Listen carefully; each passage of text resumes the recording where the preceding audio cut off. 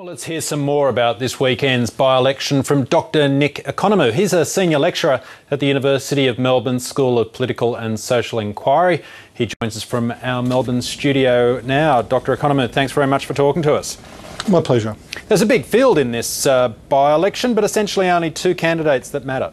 Yes, I think that's right. That's Labor and the Greens. The important thing about this by-election, as was mentioned in your news report, is that the Liberal Party has decided strategically not to contest, and I think that's a significant development. It's very similar to what happened in not dissimilar by-elections, say for the federal seat of Cunningham in 2002 or the state seat of Fremantle in Western Australia in 2009. In both occasions you had a large number of independents and minor party candidates, most of whom were directing their preferences to the Greens, and the Greens prevailed over their Labor adversaries in what had previously been pretty safe Labor seats. So essentially Victorian Liberals are keeping out of this fight. Absolutely, and why wouldn't they? There's absolutely nothing in it for Mr Bayou to be involved in this. It was a by-election caused not by the Liberals, not by the Greens, but in fact by the Labor Party itself. It's a sitting member, or former sitting member, who was quite happy to enjoy all the largesse of office when she was a minister in the Bracks and Brumby governments.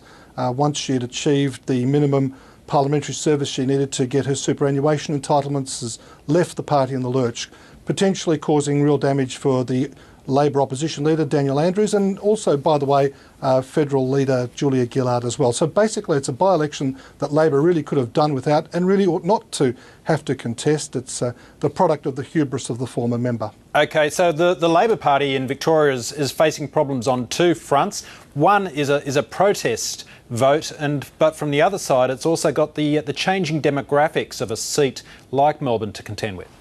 Right, but those changing demographics haven't just happened overnight. You know, this has been a change. It's taken some time to unfold, and during all that time Labor has been successful in defending Melbourne from Green challenges, at least in state elections.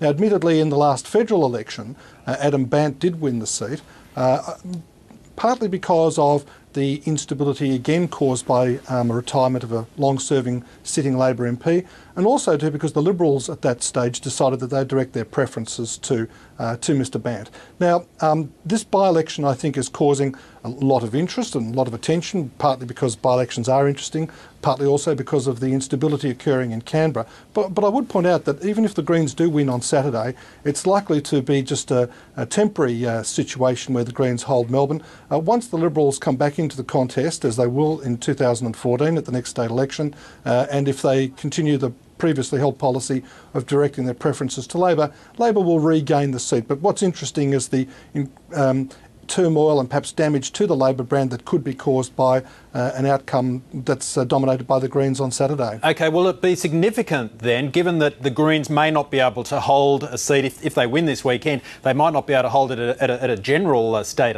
election. Will it be significant tomorrow what Liberal voters are likely to do?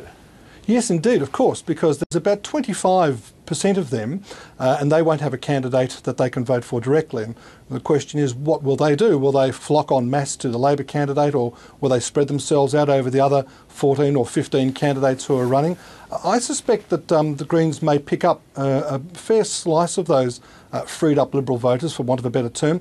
If we look at some of the electorates around Melbourne, including those electorates covering pretty affluent, safe Liberal areas like Kew, Hawthorn and Brighton, we find that there's actually quite a strong Green vote in those too. What this suggests is that there's a percentage of Liberal voters who, if they were faced with a choice between Labor and the Greens, would probably vote for the Greens. OK, Nick Economou, we'll have to leave it there. Thank you very much for talking to Afternoon Live. My pleasure.